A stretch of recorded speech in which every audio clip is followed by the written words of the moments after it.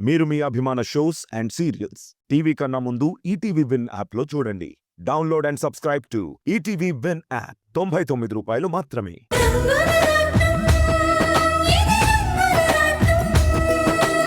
రాబోయే శ్రీరామనవమికి మీరిద్దరూ ఇలాగే జంటగా పీటల మీద కూర్చుని ఆ సీతారాముల కళ్యాణాన్ని జరిపించాలి. మేమా? మీరు కాకపోతే మేమా అమ్మా? ఇప్పుడే శాస్త్రి గారితో మాట్లాడి సంభావన కూడా ఇచ్చేశాం.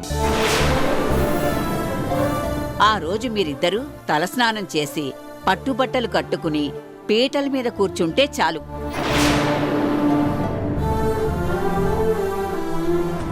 అత్తయ్య, ఇప్పుడదంతా ఎందుకు?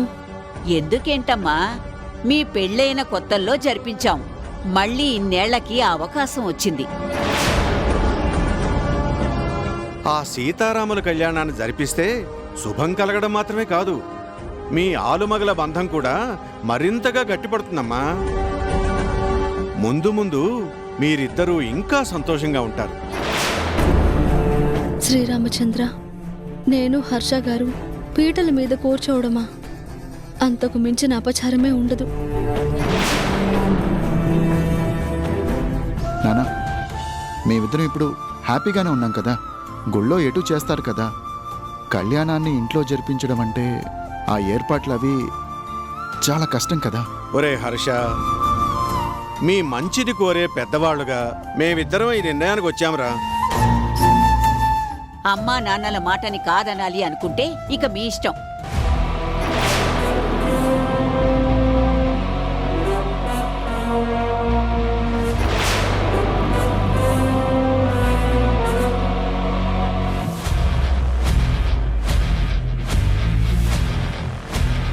హర్ష గారు, ఏంటండి ఇది? మనిద్దరం? ఆహా, అది ఎంత పెద్ద తప్పో మీకు తెలుసు. రాణిగారు, అమ్మా నాన్నలుగా వాళ్ళ మాటని కాదంటానికి లేదు. కళ్యాణం జరిపించకుండా తప్పించుకునే మార్గము తోచడం లేదు. ప్లీజ్, ఎలాగైనా సరే మీరే ఏదో ఒకటి చేయాలి. ఈ గండం నుంచి మీరే గట్టెక్కించాలండి.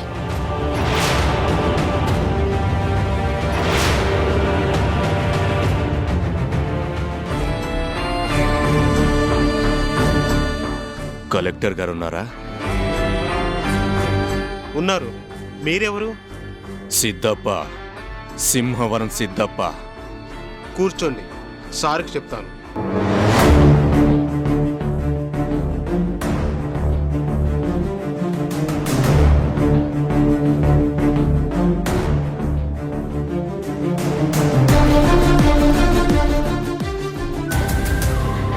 పదవి, దాని పవర్ ఏది? సార్, మిమ్మల్ని కలవాలని ఎవరో సిద్ధప్ప గారంట వచ్చారు. పంపించు. Okay sir.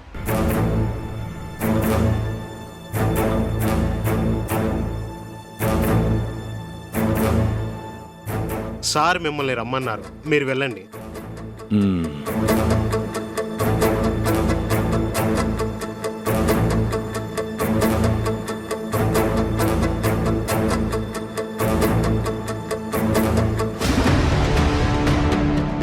కలెక్టర్ గారు నమస్కారం. నమస్కారం, కూర్చోండి.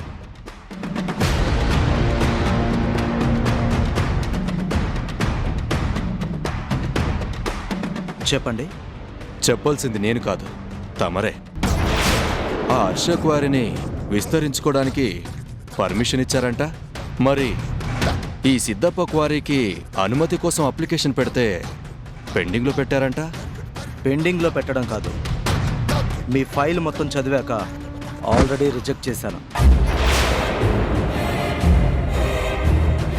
ఆ హర్షకి ఏం ఎక్కువ, నాకేం తక్కువ? నిజాయితీ.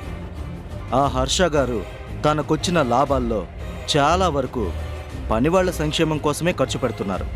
మరి మీరు కూలీలకు సక్రమంగా జీతాలు కూడా ఇవ్వకుండా వాళ్ళ రక్తాన్ని జలగలాగా పీల్చేస్తున్నారు. కలెక్టరు, కాల్ మీ కలెక్టర్ గారు.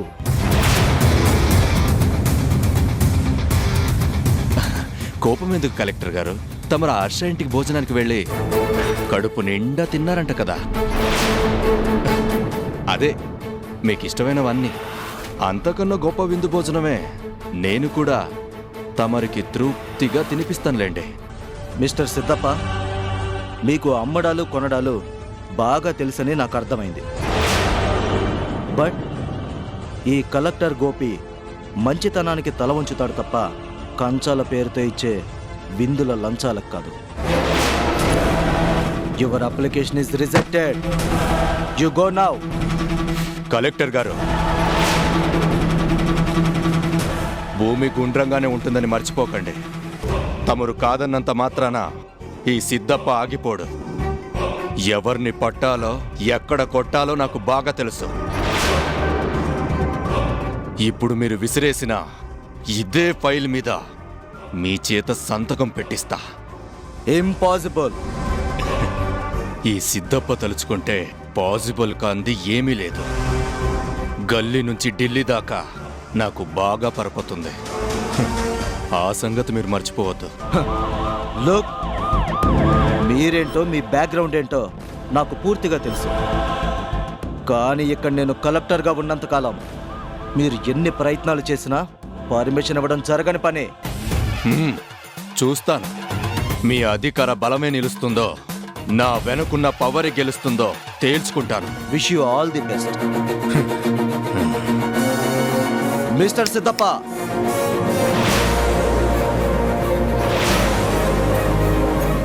స్వచ్ఛ భారత్ని గౌరవించేవాడిని చెత్త ముక్కను కూడా చేరనివ్వను.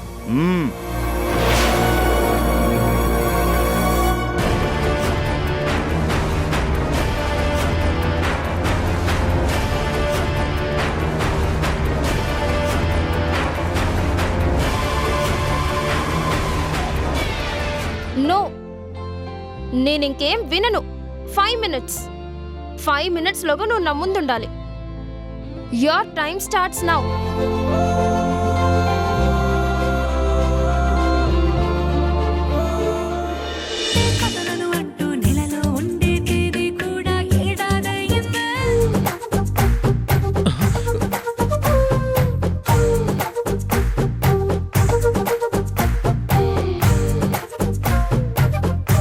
నాకేమో వార్నింగ్ ఇచ్చినంత బిల్డప్గా ఫోన్ చేసి తనేమో రీల్స్ చేసినట్టు ఎంజాయ్ చేస్తుంది. నేనింతే.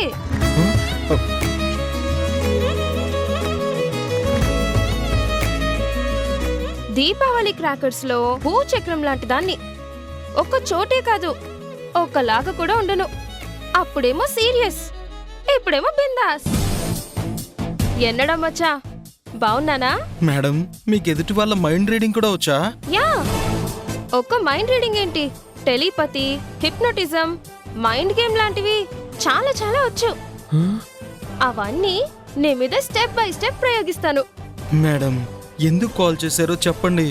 రేపు ఇంట్లో కళ్యాణం ఉంది కదా, ఉంటే కొత్త బట్టలు కొనుక్కోవాలి, షాపింగ్కి తీసుకెళ్ళు. నో వే, నా వల్ల కాదు. హలో, నీకు చాయిసే కాదు, వాయిస్ కూడా ఉండదు. This is my order. మీ ఆర్డర్ని కాదు అంటే? యూ, నీకు అసలు సెన్స్ ఉందా? ఎన్నిసార్లు నా చేత బ్లాక్మెయిల్ చేయించుకుంటారా? ఓ, అది కూడా నచ్చిందా? చిచి, అదేం లేదు. ఏంటి, నీకు సెన్స్ లేదా? ఉంది, అయిపోతుందేమోనని అవసరం ఉన్నప్పుడే వాడతాను. అబ్బచ్చా, నీలో ఈ యాంగిల్ కూడా ఉందా? ఏ యాంగిల్? లైట్ తీసుకో. మేడం, నాకేమో వణుకు పుడుతుంటే మీరు నవ్వుతారేంటి మేడం?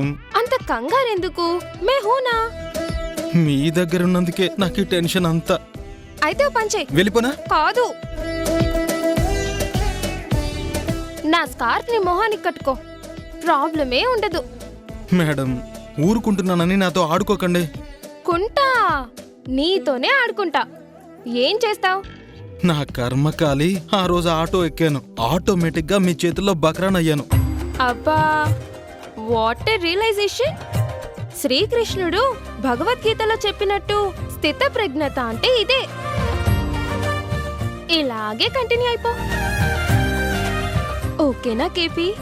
నేను పలకనంతే. This is too much. ఏయ్, 2 much లేదు, 3 much లేదు. ఇలా రా. ఎందుకు? హా? కొరుక్కు తిందామని మూసుకొని రా. మేడం మేడం మేడం మేడం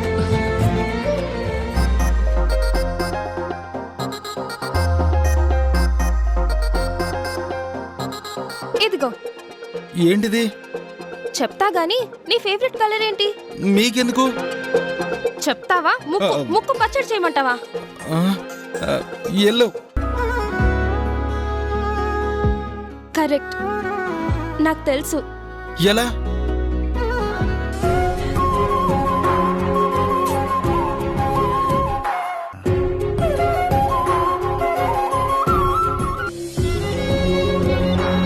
ఇక్కడ అనిపించింది.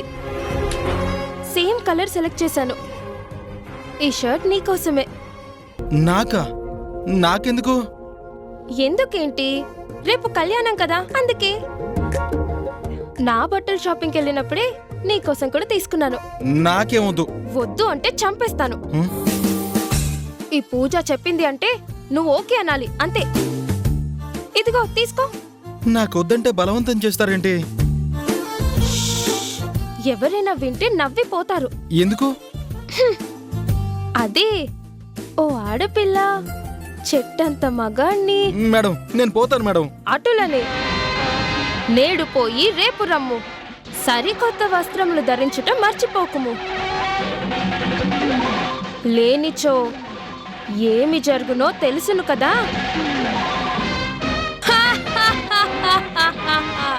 అంత అచ్చ తెలుగులో చెప్పాక వేసుకోక చేస్తానా? వస్తా.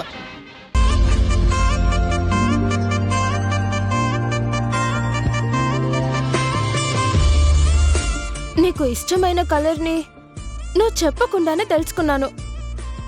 మరి నీ మీద నాకున్న ఇష్టాన్ని నేను చెప్పినా కూడా నువ్వు అర్థం చేసుకోవేంట్రా?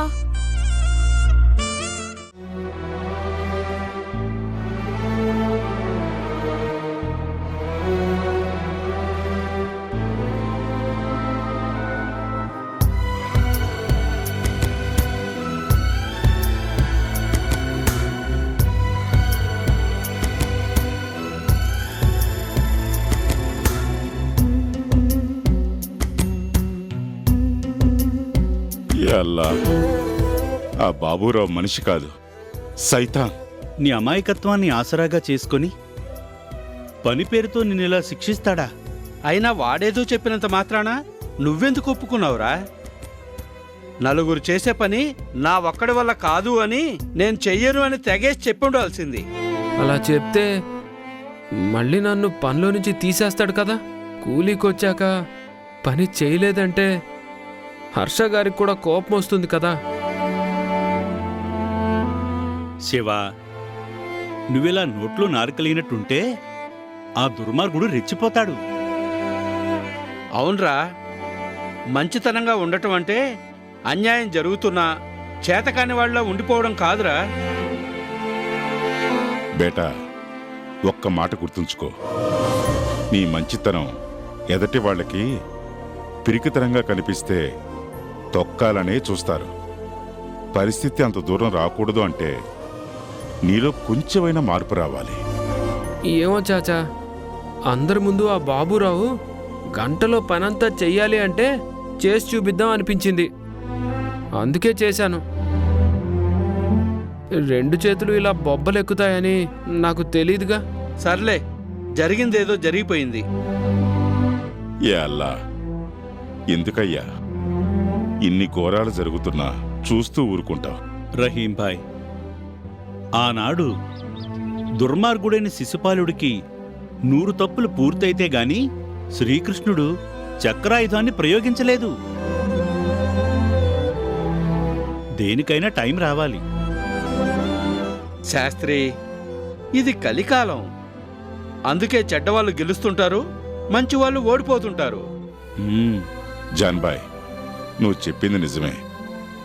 అందుకే ఈ బేటా గురించే నా భయం అంతా.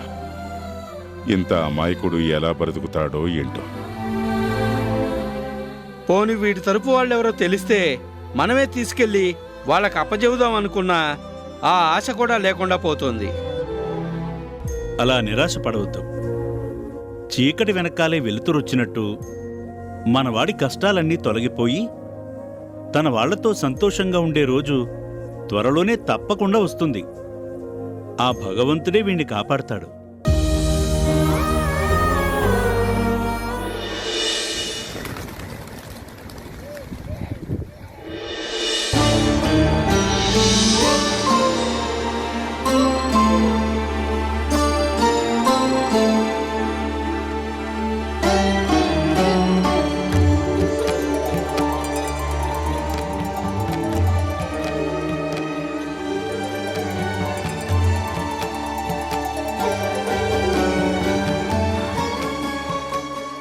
ఆహా, రామయ్య తండ్రి, జై శ్రీరామ్. ఆపదామపహర్తారం దాతారం సర్వసంపదాం లోకాభిరామం శ్రీరామం భూయో భూయో నమామ్యహం. శాస్త్రి బాబాయ్, ఇవన్నీ ఎందుకు బయటికి తీసావు? ఇవాళ హర్ష గారింట్లో సీతారాముల వారి కళ్యాణం జరిపించాలి. ఎందుకు? సీతారాములు పెళ్ళైన వాళ్లేగా. అది నిజమే. నీలమేఘశ్యాముడైన ఆ శ్రీరామచంద్రుడికి అయోనిజ అయిన సీతమ్మ తల్లికి ఏనాడో కళ్యాణం జరిగింది. కమనీయమైన ఆ కళ్యాణ వైభవాన్ని ఎన్నిసార్లు చూసినా తనివే తీరదు. ఓహో, అందుకా? మరైతే పెళ్ళి గుళ్ళోనే చెయ్యాలి కదా, ఇంట్లో ఎందుకు? దేవాలయాల్లో జరిపించేది లోక కళ్యాణం కోసం. భార్యాభర్తలు పీటల మీద కూర్చుని జరిపించేది ఆ ఇంటి సౌభాగ్యం కోసం.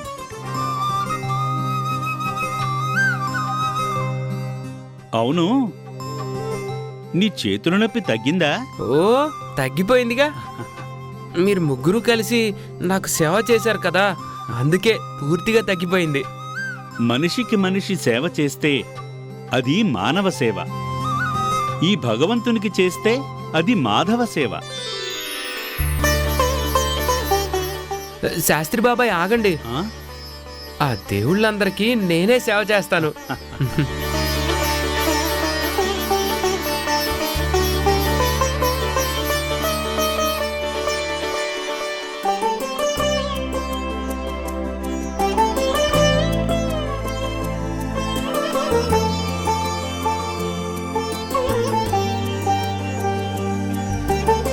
ఒరే అబ్బాయి, నీకు బోలెడంత పుణ్యం వస్తుంది.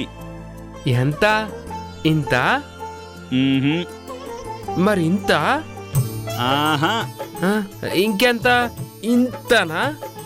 పుణ్యనది అయిన గంగా తీర్థం ఎంత అంటే ఏం చెప్పను. చేసుకున్న వాళ్ళకి చేసుకున్నంత అన్నారు. నేను తిరిగొచ్చే వరకు నువ్వెక్కడే ఉండు. ఉంటా గాని ప్రసాదం తేవటం మర్చిపోకు బాబాయ్. సరేలేరా. ఇదిగో, నేను హర్ష గారింటికి వెళుతున్నానని రహీంబాయికి చెప్పిరా. అలాగే బాబాయ్.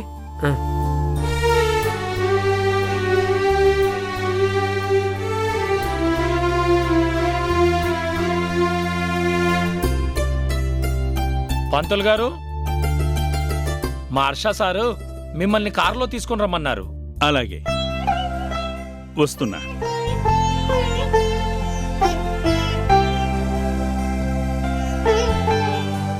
ఆ విగ్రహాలను తీసుకుని కారులో పెట్టు. అలాగే.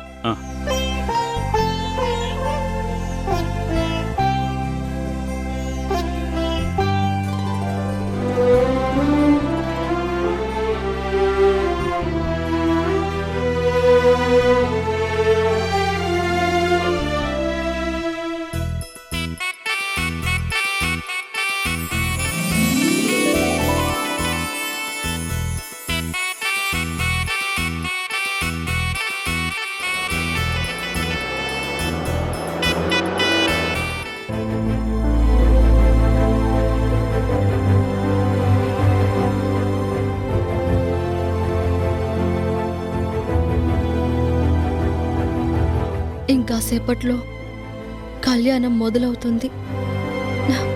ఏం చేయాలి? హర్ష గారి పక్కన నేను పీటల మీద ఎలా కూర్చోగలను? కాదంటే నేను మాధవినే కాదు అనే నిజాన్ని ఎలా బయట పెట్టగలను? శ్రీరామచంద్ర, ఎందుకయ్యా నాకిలాంటి అగ్ని పరీక్షని పెట్టావు?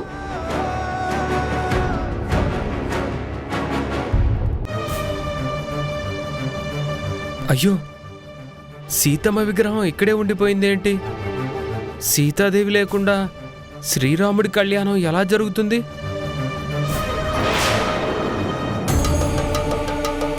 నా రాధ ఇక్కడే ఎక్కడో ఉన్నాడు. హర్ష గారి పక్కన పీటల మీద కూర్చోవడం అంటే అంతకన్నా దారుణం ఇంకోటుందా?